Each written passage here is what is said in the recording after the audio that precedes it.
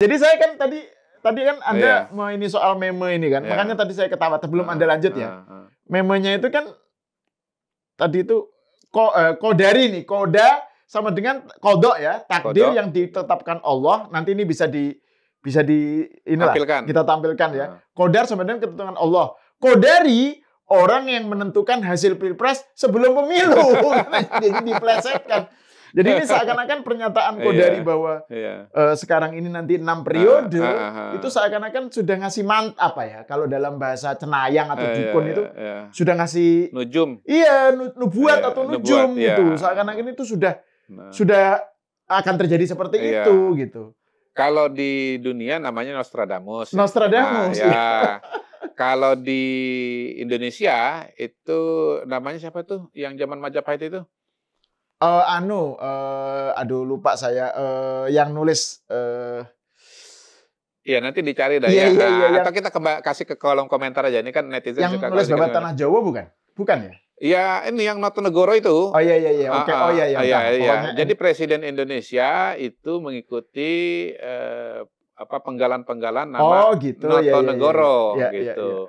Soekarno, Soeharto, Noto, Nagoro, dan seterusnya itu gitu. Iya. Lengkapnya apa karena saya nggak mendalami, jadi nggak hafal juga itu persisnya. Nah, kalau ini kan konteksnya ini kan tadi ya kutipan itu kan menjadi sesuatu yang mungkin rame karena apa? Karena saya suka dengan proyeksi dan sejauh ini kan proyeksi-proyeksi yang saya buat kan kejadian kan begitu kan kejadian termasuk misalnya Prabowo Gibran menang lalu kemudian soal sekali putaran gitu. Jadi berhubungan teori struktur suara. Kalau itu penjelasan detail terhadap proyeksinya ya, tapi proyeksinya kan adalah bahwa Prabowo Gibran akan menang dan bisa menang sekali putaran gitu. Dan makanya kemudian ini ya barangkali teman-teman plesetannya tadi itu kodok, kodar, kodari gitu jadinya.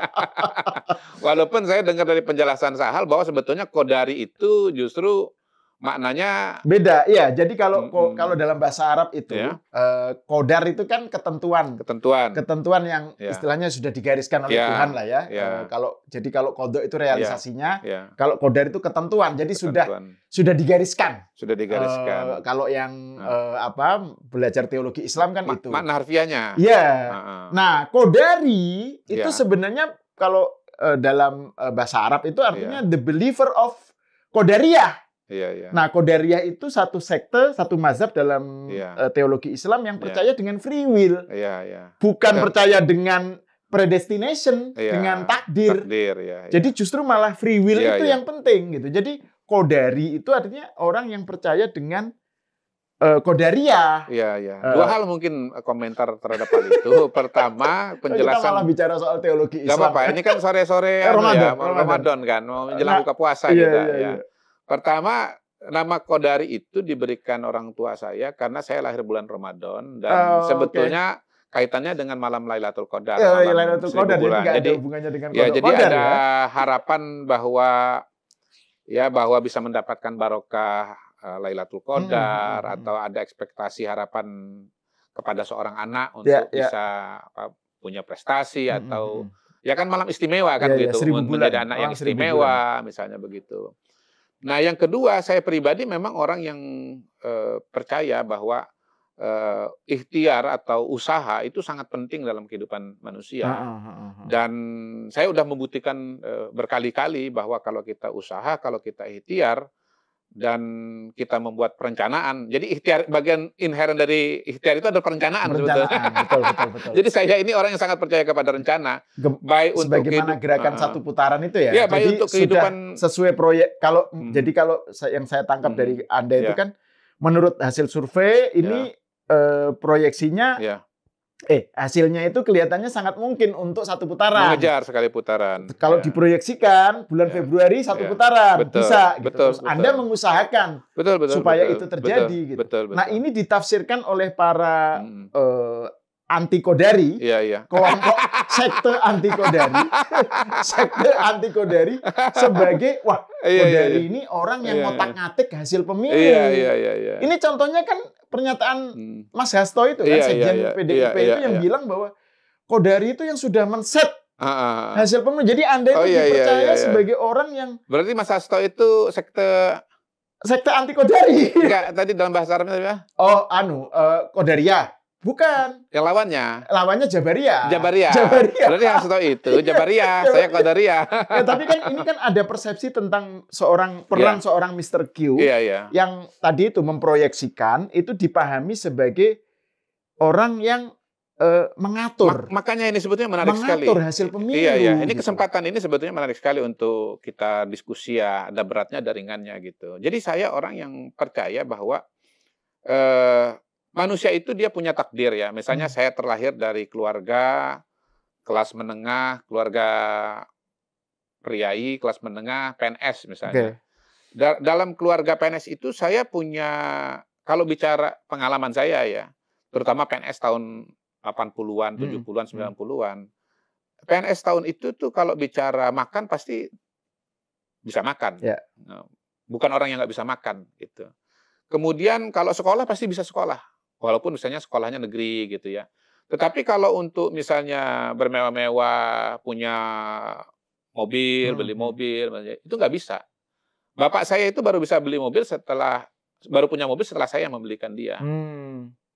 Sepeda motor bisa, tapi kalau mobil enggak. Nah, saya kan berada dalam sebuah keluarga yang bisa menyekolahkan saya, tetapi nggak bisa kemudian kalau saya mau kuliah ke luar negeri itu nggak bisa, nggak mampu bapak saya. Nah, saya kalau mau kuliah ke luar negeri dan saya punya cita-cita kuliah ke luar negeri, saya harus punya ikhtiar, harus punya usaha, gitu. Nah, disitulah saya sebut bahwa usaha itu sebagai nasib. Takdir saya sebagai anak seorang PNS, saya nggak bisa ubah. Saya nggak bisa milih saya lahir jadi anak konglomerat misalnya, atau lahir jadi anaknya Sudikat Mono misalnya, atau lahir jadi anaknya Tri Sutrisno misalnya. Saya nggak bisa memilih itu, tetapi saya punya pilihan saya mau sekolah ke luar negeri atau tidak, dan saya tahu ikhtiar itu harus dimulai dengan saya mencari info mengenai bagaimana caranya sekolah di luar negeri. Nah, saya tahu bahwa sekolah ke luar negeri itu bagi orang yang tidak mampu membayar sendiri, itu ada yang namanya beasiswa. Saya cari tahu syarat-syarat beasiswa itu apa. Mulai dari kemampuan bahasa Inggris, kemudian punya prestasi yang bisa ditawarkan kepada pemberi beasiswa. Pemberi beasiswa itu dia akan memberikan beasiswa kepada kita kalau kita punya kelebihan dibanding dengan yang lain. Gitu. Bagaimana tidak harus punya kelebihan? Yang daftar ribuan orang kok. Gitu. Yang berangkat kalau zaman saya misalnya ke Inggris itu beasiswa Chevening itu cuma 60 orang, 50-60 orang. Dari 7.000 ke 6.000 itu ke 600 ke 60 orang itu tahapannya pertama dari aplikasi dulu. Dari aplikasi itu dari 7.000 turun menjadi sekitar 600, yang dipanggil cuma 600 tes bahasa Inggris, sisa mungkin 300, lalu dari 300 itu diwawancarai, akhirnya yang diberikan beasiswa cuma 50 atau 60 gitu. Ini Chevening beasiswa ke Inggris ya? Beasiswa ke Inggris tahun 2000, saya daftar tahun 2000 atau 2001 begitu. Nah, saya pertama kali daftar nggak dipanggil kok, gagal. Nah, karena gagal saya cari tahu kepada teman saya yang sudah berhasil. Masa kita nanya dengan yang nggak berhasil? Nah, itulah ikhtiar maksud saya itu. Itulah ikhtiar, itu ruang yang kita miliki sebagai manusia. Gitu.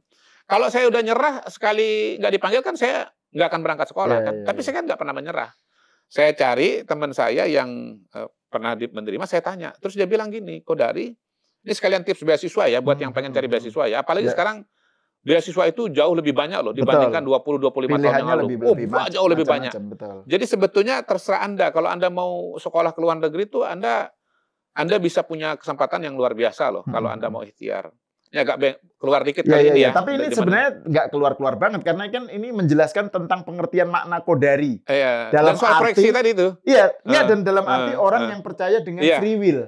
Dengan bahwa ikhtiar, kebebasan usaha manusia itu bisa mengubah. Proyeksi itu ada dalam setiap aspek manusia loh. Dalam setiap kehidupan loh. Ini saya ceritakan termasuk soal beasiswa itu bicara mengenai proyeksi. Bicara mengenai proyeksi. Jadi dari teman saya ini, dia punya kehidupan yang lebih baik daripada saya. Bapaknya profesor, kemudian pejabat tinggi. Dia punya wawasan yang lebih luas dibandingkan dengan saya, gitu. Nah, dia bilang begini sama saya, ini salah satu momen penting dalam hidup saya, dan sahabat ini adalah salah satu mentor dalam hidup saya. Sekarang dia menjadi direktur ADB kalau nggak salah di Papua Nugini kalau nggak salah, country representatifnya di Papua Nugini ya. Saya sebut namanya aja, Said Zaidansyah, sebagai bentuk apresiasi dan rasa terima kasih saya kepada beliau. Dia bilang gini, Kodari, kamu dalam formulir aplikasi itu harus menunjukkan suatu benang merah kehidupan kamu. Kamu dulu di mana, sekarang di mana, ke depan mau kemana, gitu. Nah, kamu harus tunjukkan itu.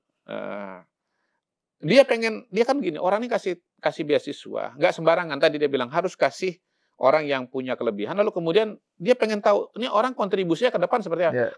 Itu kan proyeksi. Betul. Nah, ini negara Inggris ini, dia ngasih beasiswa, tentu punya harapan orang ini akan jadi somebody di masa depannya, ya, supaya hubungan antara Indonesia, negara yang diberikan beasiswa, dan negara-negara lain yang diberikan beasiswa oleh pemerintah, akan punya hubungan yang baik dengan pemerintah Inggris. Ngomong-ngomong, Chevening ini dikasih berapa puluh negara lah di seluruh dunia, bukan cuma Indonesia. Gitu. Bayangkan, jadi negara maju itu sudah punya proyeksi tentang orang-orang yang mereka harapkan akan punya hubungan yang baik dengan mereka di masa yang akan datang, gitu loh. Nah, jadi kamu harus tunjukkan itu kalau beasiswa Chevening tuh istilahnya tuh yang dikasih beasiswa itu future leaders. Future leaders, betul. Ya, jadi itu kan proyeksi future leaders. Betul. Apakah nanti jadi leader? Belum tentu. Tapi kan dengan seleksi yang ada, dia lihat potensi kemampuan bahasa Inggrisnya gitu. Ya, bahasa Inggris ini selain future leaders juga soal kemampuan nanti kuliah ya bisa menjalannya apakah enggak. Kalau di bawah persyaratan kan nanti di kelas bengong aja nggak bisa ngerjain tugas kan gitu. Jadi dia mencari future leaders. Apakah semuanya pasti jadi? Enggak juga. Tapi kan dia punya proyeksi yang kira-kira ya success rate-nya itu cukup besar lah, entah 50%, entah 70% atau berapapun juga gitu. Tapi mereka punya mekanisme untuk memastikan itu. Nah, jadi sebenarnya dalam soal hal-hal secara umum itu proyeksi itu sudah dipakai oleh banyak manusia, banyak orang ya. Betul. Nah, tapi ini kembali ke soal politik. Belum selesai. Jangan ini penting ini. Ini pelajaran hidup. Kita jangan cuma belajar politik di sini. Betul. Dan inilah fungsinya kita diskusi pada masa Ramadan. Iya. Ini kita kan mengedukasi masyarakat Indonesia dalam pengertian sebelah. Siapa tahu dari diskusi kita ini akan ada orang tua atau anak-anak muda yang akan terinspirasi dan berhasil sekolah luar negeri. Lanjut. Gara-gara diskusi kita ini. Coba terus. Iya, jadi tes pertama itu bahasa Inggris sudah separoh gitu. Karena itu saya selalu bilang kepada semua anak-anak muda, Anda belajar bahasa Inggris kalau Anda pengen sekolah luar negeri. Karena kalau Anda sepintar apapun, bahasa Inggris Anda itu di bawah rata-rata, di bawah persyaratan, let's say misalnya TOEFL berapa? 550, maka Anda nggak akan lolos beasiswa apapun juga gitu. Itu satu. Nah, yang kedua ya saya kan sudah suka menulis dulu itu. Nah, saya pun menulis itu juga bagian dari ya tadi ikhtiar mengetuk pintu takdir itu, mengetuk pintu langit itu. Jadi saya dulu nulis itu misalnya di Kompas berpuluh-puluh ratusan kali mungkin ditolak, tapi saya nggak pernah menyerah, saya anggap sebagai sebuah latihan, saya kirim terus tulisan saya sampai akhirnya yang nyerah redaksi Kompas. Ini orang kok ngirim mulu, iya. Pokoknya mereka telepon saya, Mas Kodari, kami dari redaksi Opini Kompas gitu. Mas kan sering kirim tulisan. Oh iya benar. Dan belum dimuat. Oh iya benar. Oh zaman dulu itu bukan zaman dulu lah. Memang image kalau terutama di kalangan mahasiswa atau akademisi di Indonesia kalau tulisan dimuat di Kompas itu wah itu luar biasa. Tapi memang tulisan di Kompas itu dibaca oleh elit politik Indonesia. Saya membuktikan pada waktu itu. Itu kan memang yang menjadi referensi, leadership-nya paling luas dan menjadi referensi dalam pengambilan keputusan. Jadi saya ketemu dengan redaktur opini itu, dikasih tahu tentang kriteria tulisan yang dimuat di Kompas. Dan ya saya nggak tahu apakah mereka itu lebih banyak kasihannya atau ngelihat potensi saya. Saya tidak peduli dengan itu. Yang penting mereka kasih kesempatan saya, dan setelah diajari itu ya nggak lama akhirnya tulisan saya dimuat. Dimuat sekali, akhirnya dimuat beberapa kali, akhirnya setiap mau nulis dimuat, sampai akhirnya saya nggak sempat sendiri. Diminta tulisan juga udah nggak sempat gitu loh. Itu namanya perjalanan hidup. Nah, tulisan-tulisan di media termasuk di Kompas itu yang saya jadikan argumentasi kepada pemberi beasiswa untuk kasih kepada saya. Saya bilang kepada mereka, saya ini masih muda tetapi saya sudah jadi opinion maker. Jadi kalau Kodari sekarang ini mewarnai macam-macam podcast segala macam, wah dari 25 tahun, 20 tahun lalu dia udah mewarnai macam-macam. Ini kok arena pemikiran kok, tapi waktu itu belum ada podcast. Teks, waktu itu melalui teks. Waktu itu melalui teks, tulisan. Yaitu apa namanya, ruang-ruang apa istilahnya? Kolom opini ya, atau kolom-kolom di majalah, termasuk di Tempo gitu. Jadi saya menggunakan apa namanya tulisan-tulisan itu. Tapi belum pernah di jurnal Kalam. Kalau itu terus terang terlalu berat buat saya. Saya nggak sanggup itu. Iya, pemirsa itu saya dulu redaktur jurnal Kalam. Iya. Pokoknya penulis Kalam itu lebih hebat dari penulis Kompas. Nggak tahu lah. Pokoknya yang penting kelihatannya serem gitu. Serem karena dan memang waktu itu pernah jadi ini kan itu tulisannya kan tentang seni dan budaya. Iya. Jadi itu karena kan ada catatan kaki, pokoknya harus akademis, harus scholarly. Terus sampai ada yang bilang, jadi Kalam itu dipakai untuk hukuman tentara waktu itu. Jadi kalau ada tentara yang terlambat, kan tentara disiplin tuh, ABRI waktu itu istilahnya. Tahun 94 kan, 95. Kalau terlambat disuruh muterin lapangan. Kalau 5 menit. Terlambat 10 menit disuruh muterin lapangan dan push up. Terlambat 20 menit disuruh muterin lapangan, push up dan baca Kalam. Kalau terlambatnya 25 menit muterin lapangan, push up, baca Kalam dan menjelaskan artinya, menjelaskan isinya. Jadi itu Kalam itu hukuman tentara. Hukuman tentara itu ya. Oke. Iya. Tapi kalau saya menikmati betul itu baca Kalam itu ya. Kagum-kagum juga nih, orang bisa nulis banget panjang gitu. Referensinya luar biasa banyak, benar. Jadi bahkan begini. Jadi tugas manusia itu memang berusaha. Biasanya solusi itu datang dalam perjalanan. Solusi itu tidak selalu muncul di awal.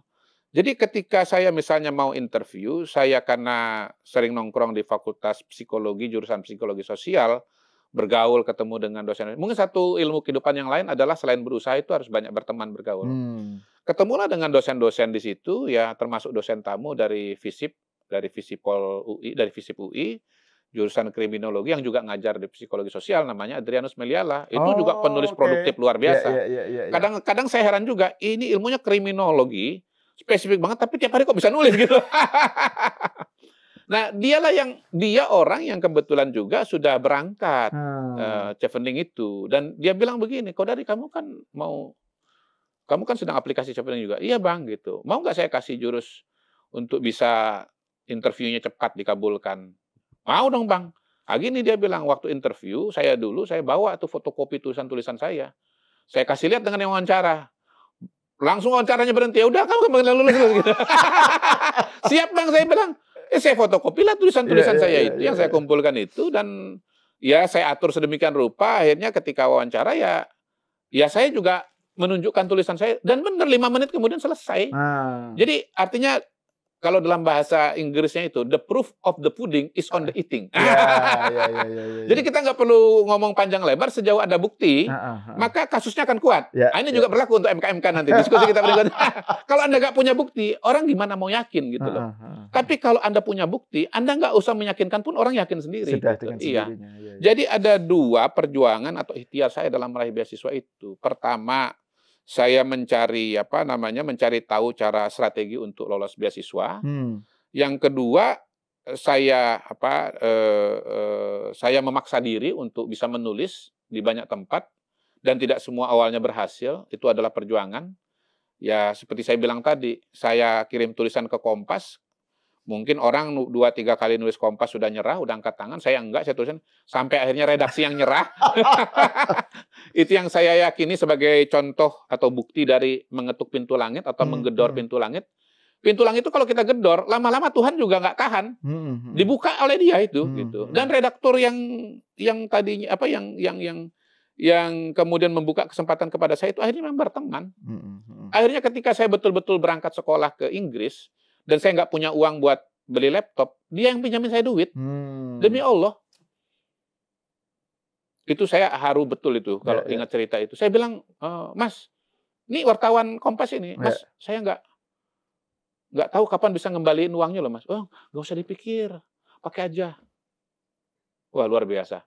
Ini suatu kemanusiaan yang luar biasa. Dan saya nggak pernah lupa bahwa beliau ini adalah seorang Jawa Katolik. Indahnya persahabatan dan kebinekaan kita itu kalau saya udah membuktikan dengan mata kepala sendiri dan udah merasakan. Gitu. Nah, yang berikutnya lagi adalah ya kita memang harus mempersiapkan diri gitu. Saya tuh bisa beruntung karena saya dari kecil bapak saya itu mendoktrin saya untuk kursus bahasa Inggris. Nah, mungkin kelebihan saya ya karena bapak saya ya tadi kalangan pegawai gitu ya, punya wawasan tentang bahasa Inggris. Jadi saya dikursuskan bahasa Inggris. Jadi saya nggak punya kesulitan sama sekali dengan semenjak di Palembang itu ya. Semenjak di Palembang terus kemudian ke Lampung sehingga kemudian saya tidak punya kesulitan sama sekali dengan tes bahasa Inggris. Teman-teman saya yang jauh lebih pintar daripada saya nggak lolos. Kenapa? Tes bahasa Inggrisnya nggak lolos gitu. Nah, jadi teman-teman kita di situ melihat bagaimana ya manusia itu sebetulnya dia punya takdir ya, tapi dia juga punya nasib. Nah, takdir itu prerogatif yang maha kuasa itu, makrifat itu. Nah, tapi kalau nasib itu adalah ikhtiar kita, usaha itu syariat itu. Betul. Jadi kalau saya melihat kita punya ruang untuk bergerak dalam sebuah takdir yang diberikan Tuhan. Takdir itu tidak fix dia. Dia itu berupa rentang, gitu loh. Jadi takdir itu bukan 16,9. Saya nggak mengatur takdir 16,9. Ganjar Mahfud 16,9 sih sebetulnya. 16,5 pada hari ini ya.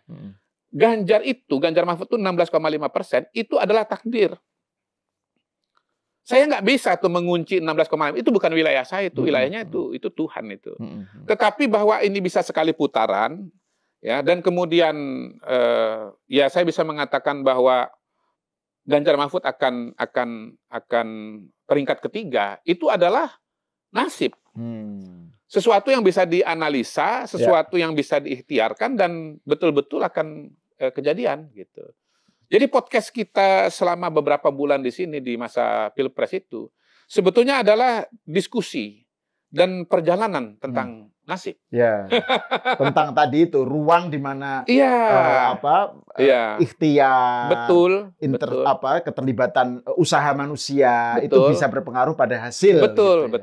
Nah, jadi kita ini sebetulnya kan nggak tahu sebetulnya takdir Indonesia, Republik Indonesia ini apakah betul bisa jadi negara maju atau tidak gitu. Tahun 2045. Tetapi dari segi potensi kita punya untuk menjadi negara maju itu. Dari mana? Dari sumber daya alam. Misalnya dari nikel, dari bahan-bahan tambang yang lain gitu. Opportunity-nya juga tersedia. Pada hari ini sedang ada transisi energi besar-besaran, di mana salah satu sektor yang mengalami perubahan paling besar adalah transportasi. Mobil-mobil yang berbasiskan energi bahan bakar yang fosil itu akan segera beralih kepada energi yang bisa diperbarui begitu. Garis miring mobil elektrik. Mobil elektrik membutuhkan baterai sebagai energi penggerak dan salah satu elemen terpenting dari baterai adalah nikel. Di luar yang lain, karena baterai juga sekarang kan dengan inovasi yang ada juga macam-macam. Salah satunya opportunity-nya adalah nikel gitu. Kemudian yang kedua kita punya kesempatan dari bonus demografi. Karena situasi dan kondisi garis miring takdir. Ya kan, Indonesia ini akan punya bonus demografi pada 15-20 tahun ke depan gitu. Yang kalau kita bisa optimalkan, kita bisa punya tenaga kerja yang luar biasa besar. Kalau kita misalnya memberikan pendidikan yang bagus, bisa memberikan pangan yang bagus, kesehatan yang bagus, mereka akan menjadi tenaga kerja yang berkualitas dan produktivitasnya tinggi. Tetapi sebaliknya kalau misalnya kita abai gitu ya, fasilitas pendidikan tidak kita perbaiki, gizinya tidak kita kasih, kesehatannya tidak kita jaga, gitu loh. Maka mereka akan menjadi SDM yang berkualitas rendah. Mungkin masih bisa menggerakkan ekonomi kita, tetapi tidak maksimal, gitu. Nah, worst skenario adalah ketika ternyata kita tidak bisa menyiapkan infrastruktur yang bagus, tidak bisa membangun relasi yang baik, tidak menyiapkan kebijakan yang tepat bagi ekonomi Indonesia, sehingga nanti misalnya 15-20 tahun ke depan ternyata lapangan kerja kita sangat terbatas.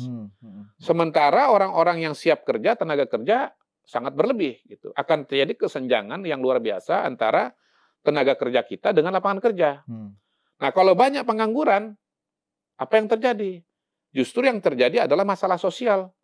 Kriminalitas, narkoba, dan bisa menjadi sebuah anarki gitu. Boro-boro bukan bonus demografi, tapi itu beban atau bencana demografi. Gitu. Itu yang disebut sebagai momentum penting, bahkan moment of truth-nya bagi bangsa Indonesia. Apakah mau jadi negara maju atau terjebak menjadi negara kelas menengah yang berulang kali dibilang oleh Pak Jokowi. Dan pada titik itu sebetulnya ya menjadi sangat penting, menjadi tugas sejarah bagi kita semua, terutama bagi pemimpin Republik, untuk membangun sebuah jalan, sebuah situasi dan kondisi yang betul-betul memastikan Indonesia menjadi negara maju. Apakah Indonesia pasti jadi negara maju? Belum tentu. Tetapi dengan ilmu pengetahuan kita, balik lagi, kita bisa menghitung. Berapa misalnya GDP Indonesia dengan kecepatan sekarang akan jadi berapa tahun 2045. Kalau misalnya produktivitas kita bertambah, akan jadi berapa? Itu kan ilmu-ilmu ekonomi yang sudah ada, makanan sehari-hari bagi ekonom, makanan sehari-hari bagi kalangan aktuaris. Ya, kalau ada orang bicara ruang proyeksi dan ruang takdir, itu namanya aktuaris alias asuransi itu. Ini manusia-manusia ini ya. Bahkan udah memprediksi orang mati berapa gitu loh. Nggak tahu siapa yang mati, tapi berapa orang mati mereka bisa hitung gitu loh. Itu pakai ilmu ya, pakai ilmu. Iya, ilmu. Nah, tapi ini kembali ke soal tadi. Kan kita bicara mengenai bahwa ini bukan hanya soal tentang tadi itu, tentang Jokowi 2 periode, habis itu Prabowo 2 periode, habis itu Gibran 2 periode. Ini kan kalau dinyatakan sebagai sebuah kemungkinan, karena kan memang boleh masing-masing menjadi pemimpin dua periode. Itu kan sesuatu yang wajar saja. Tapi karena yang mengucapkan itu seorang Kodari, yang di tengah suasana di mana orang sebagian orang yang tidak suka Jokowi itu menyebut ada hasil Pilpres itu adalah hasil intervensi kekuasaan. Jadi takdir itu disetel-setel. Gitu. Jadi ini ada kekuatan yang punya kemampuan untuk nyetel takdirnya. Jadi misalnya 03 itu harusnya 33% tuh. Tapi karena ada Kodari yang bagian dari intervensi kekuasaan, jadinya 16% gitu. Jadi pernyataan Anda itu dilihat sebagai tuh contoh nih. Contoh bahwa Pak Jokowi memang pengen melanggengkan kekuasaan sampai 2045. Tuh lihat pernyataan Kodari. Dia sampai dari awal aja udah bilang Jokowi 2 periode, Prabowo 2 periode, Gibran 2 periode. Kan sebenarnya itu arahnya. Jadi Anda dilihat sebagai bagian dari intervensi untuk menyetel takdir itu. Ya, saya kira setiap kita kan memang melakukan perencanaan dan menyetel takdir kita masing-masing. Menurut saya kalau ada manusia nggak menyetel takdirnya itu orang bodoh. Kita diberikan akal, kita diberikan pikiran, kita diberikan kemauan, dan dia tidak menggunakan itu untuk membuat perencanaan, dia ada orang yang paling bodoh gitu. Kalau Anda mau hidup Anda menjadi lebih baik, Anda harus membuat perencanaan gitu. Nah, kalau saya nggak membuat perencanaan, nggak ada cerita. Saya itu bisa sekolah S2 di luar negeri itu nggak ada cerita. Analoginya di situ ya. Iya. Nah, masalahnya kan kemudian saya ini kan mendapatkan beasiswa atau sekolah di luar negeri itu dengan cara apa? Saya udah cerita tadi bahwa saya tahu syarat-syaratnya mereka mencari orang yang katakanlah berkualitas, future leader, punya kelebihan. Ya, saya kan identifikasi kelebihan saya di mana, minat saya di mana. Saya bikin dalam formulir itu saya adalah orang yang saya cita-cita saya sampaikan di formulir. Saya akan membangun ilmu psikologi politik waktu itu saya bilang di Indonesia. Saya akan jadi pelopor psikologi politik Indonesia. Saya adalah peneliti, saya adalah opinion maker. Saya berpengaruh terhadap masyarakat Indonesia. Bahwasanya kemudian saya akhirnya tidak mengarah psikologi tapi lebih kepada politik. Ya nggak persis juga, tapi kan nggak jauh-jauh amat juga gitu loh. Betul. Ya itu apa namanya? ya tadi proyeksi itu kita nggak bisa pastikan akan hasilnya seperti itu. Tapi kita kalau pun nggak persis tapi deket-deket lah kira-kira. Nah saya bisa dapat itu kan bukan dengan merampok orang kan. Bisa aja kan saya cita-cita S2 lalu kemudian saya rampok, saya bunuh orang, saya ambil hartanya kan gitu untuk sekolah S2 kan. Jadi kan ekstrimnya kan begitu kan gitu. Betul. Nah, balik kepada soal Pilpres 2024, kalau soal detailnya nanti kita di topik berikutnya lah, di sesi berikutnya. Tapi kan yang kita kerjakan semua di sini adalah semua yang dalam koridor gitu loh.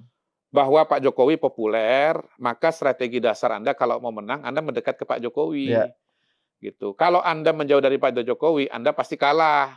Karena kolam suaranya cuma 20%. Kemudian nih ada ruang bagi satu putaran. Lalu kemudian satu putaran ini kita ya argumentasinya ada 3, ya kan? Hemat waktu, hemat biaya, nggak ada konflik gitu. Dan saya tambahin kalau Anda pilih 03 nanti suaranya angus gitu. Dan itu bikin orang marah. Nggak ada jaminan bahwa gagasan itu diterima orang kan? Nggak ada jaminan. Anda menyampaikan gagasan, saya juga menyampaikan gagasan. Bahwa kemudian akhirnya mayoritas masyarakat lebih banyak yang mengikuti gagasan saya, itu yang namanya, itulah indahnya ikhtiar itu, gitu loh. Itulah indahnya ikhtiar itu. Dan pendengar kan istilahnya ungkapan itu loh, kan yang dengerin kan nggak dikasih laras senjata untuk harus ikut Kodari. Enggak ada. Inilah indahnya lagi yang namanya podcast ini kan demokrasi total ini. Kalau channel TV itu apa yang Anda tonton kan sudah disiapkan oleh ini. Tapi kalau ini kan Anda bisa tonton bisa nggak tonton kan gitu. Kalau Anda nonton kan karena Anda suka. Dan bukan hanya Kodari yang menguasai podcast kan, misalnya podcast yang lain juga ada. Narasi yang anti atau berlawanan dengan Kodari kan juga ada juga kuat, bikin podcast juga banyak juga kan betul. Begitu kan. Bahkan orangnya juga dulu di channel yang sama. Jadi kan ini soal kuat-kuatan argumen aja ya. Iya. Apakah kemudian misalnya Pak Prabowo akan seterusnya akan pasti mengusung agenda Indonesia Maju? Belum tentu juga. Walaupun saya punya kepercayaan bahwa Pak Prabowo memegang cita-cita itu. Gitu. Apakah Pak Prabowo pasti 2 putaran? Belum tentu juga. 2 periode. Gitu. 2 periode, tapi belum tentu juga. Tapi peluang itu kan tentu besar. Karena dia petahana, kinerjanya bagus, udah belajar di Pak Jokowi, apalagi dibantu Pak Jokowi nanti kan. Dengan koalisi permanen. Iya kan? Jadi ruang trial error-nya menjadi berkurang. Jadi ruang yang terbuka yang banyak adalah trial and success nanti gitu loh. Jadi peluangnya besar dan itu dibolehkan. Iya, dalam koridor. Dua periode itu kan dalam koridor. Bahwasanya nanti 2029 Pak Prabowo maju lalu ada yang maju lagi, ya kan bersaing aja, kontestasi lagi, ya kan. Apakah misalnya nanti waktu itu joget Oke gas masih laku atau enggak kita nggak tahu. Barangkali ada inovasi baru, barangkali nggak ada inovasi baru gitu. Lalu apakah Mas Gibran pasti bisa maju tahun 2034 misalnya kan belum pasti juga, belum tentu juga. Tetapi sebagai seorang wapres dan masih sangat muda dan sejauh ini misalnya sebagai wali kota Solo dia bisa perform dengan bagus, bisa meningkatkan pertumbuhan ekonomi di atas rata-rata nasional misalnya. Tingkat kepuasan masyarakat di Solo tinggi gitu, ya kan berarti peluang dia untuk bisa sukses sebagai wakil presiden dan karena itu menjadi calon kuat presiden berikutnya kan juga itu kan sesuatu yang sangat logis gitu loh, Mas. Gitu. Jadi saya selalu berbicara itu dalam ruang logika, ruang logika, ruang proyeksi dan ruang kemungkinan gitu loh. Dan itu yang saya katakan kepada teman-teman di acara buka puasa itu bahwa ya tugas manusia itu berusaha, gitu, ikhtiar, gitu. Hasil itu prerogatif yang maha kuasa.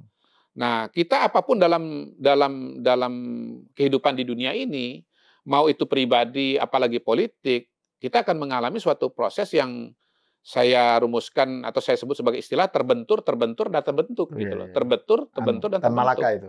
Iya, itu Tan Malaka ya. Tan Malaka ya. Maaf, makasih ya dari kasih tahu ya. Saya tahunya itu terbentur gitu. Karena begini, saya memang maling. Kita usaha itu belum tentu berhasil. Tapi orang nggak berusaha udah pasti gagal. Ya, betul. Nah, usaha kita itu kadang-kadang bisa 100%, kadang-kadang 70%, kadang-kadang 50%. Tapi kadang-kadang bisa 300%, kadang-kadang 200%. Nah, saya bilang ikhtiar teman-teman Jokpro ini 200%. Minta 3 periode, dapatnya 6 periode. Nah itu pernyataan itu yang dengan disertai ketawa itu yang bikin seorang makin kesel. Ini kok malah ternyata Kodari ini bukan hanya dia ngotak-ngatik Pilpres 2024, dia malah membayangkan sudah jauh.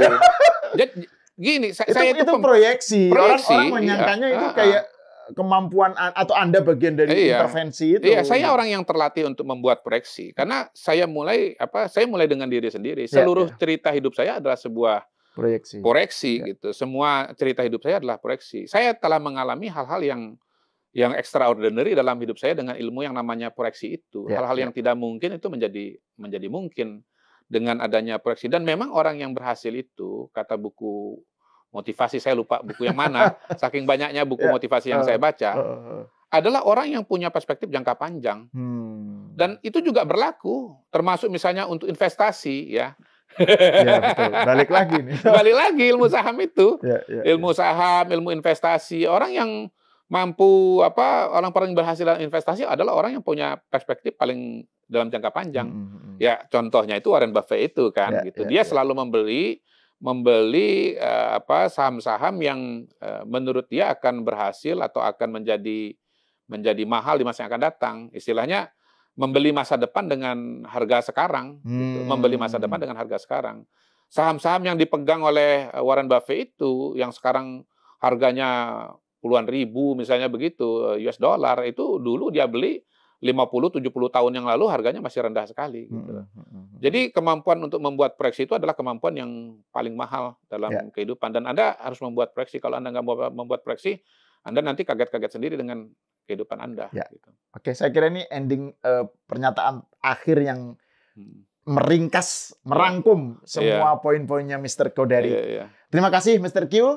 Gini, dikit aja. Jadi kalau Anda nggak setuju dengan saya, Anda nggak usah baper. Anda buatlah proyeksi Anda sendiri. Lain, betul. Anda buatlah proyeksi capres Anda siapa, presiden Anda 2029 siapa, 2034 siapa, 2045 siapa. Buatlah. Jadi Anda kalau nggak suka dengan proyeksi orang, buat proyeksi Anda sendiri. Jangan marah-marah, apalagi ngamuk-ngamuk. Iya. Dan harus ditambah, buat proyeksi sendiri dan bikin ketawa sendiri. Ketawanya jangan sama. Karena kan yang bikin orang kesel itu kan bukan hanya pernyataan Anda. Ketawanya itu loh. Nah ini, kayak gini. Oke, terima kasih Mr. Q. Pemirsa, sampai di sini dulu. Kita berjumpa lagi di episode selanjutnya.